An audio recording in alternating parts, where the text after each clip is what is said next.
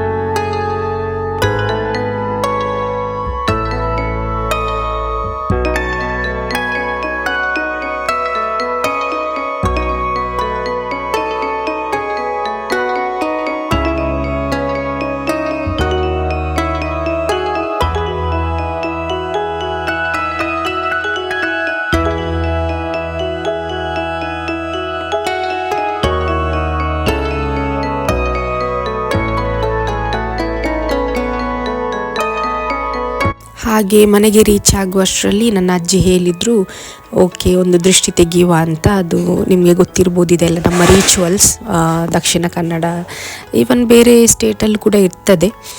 So ಹಾಗೆ ನನ್ನ ಅಜ್ಜಿ ನನಗೆ ದೃಷ್ಟಿ ತೆಗಿತಾ ಇದ್ದಾರೆ.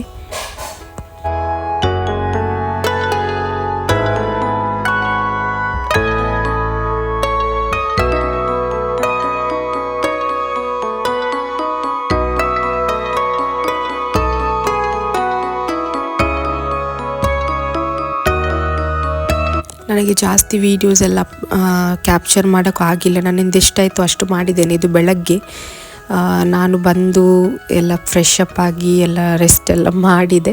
ಆಮೇಲೆ ಇದು ಬೆಳಗ್ಗೆ ಎದ್ದಾದಮೇಲೆ ನಾನು ಸ್ವಲ್ಪ ವೀಡಿಯೋಸ್ ಎಲ್ಲ ತಗೊಳ್ತಾ ಇದ್ದೆ.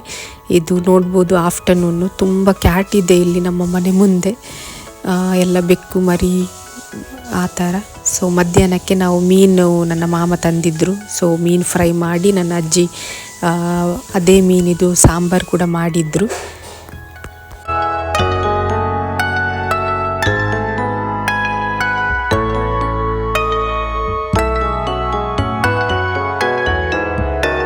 ಆಮೇಲೆ ಸಂಜೆ ಸ್ವಲ್ಪ ನನ್ನ ಅಜ್ಜಿ ಹೊರಗಡೆ ಕೂತ್ಕೊಳ್ತಾರೆ. ಹಾಗೆ ಅವರ ಜೊತೆ ನೋಡ್ಬೋದು ಒಂದು ಬೆಕ್ಕು ಕೂಡ ಎಷ್ಟು ಆಡ್ತಾ ಇದೆ ಅಂತ.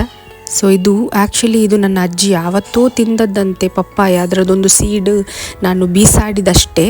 ಈಗ ನೋಡಿ ಎಷ್ಟು ದೊಡ್ಡ ಮರ ಆಗಿಬಿಟ್ಟಿದೆ ಅಲ್ವಾ, ಅದರಲ್ಲಿ ಎಷ್ಟು ಫ್ರೂಟ್ ಕೂಡ ಆಗಿದೆ ನೋಡಿ, ದೊಡ್ಡ ಮರ ಆಗಿದೆ.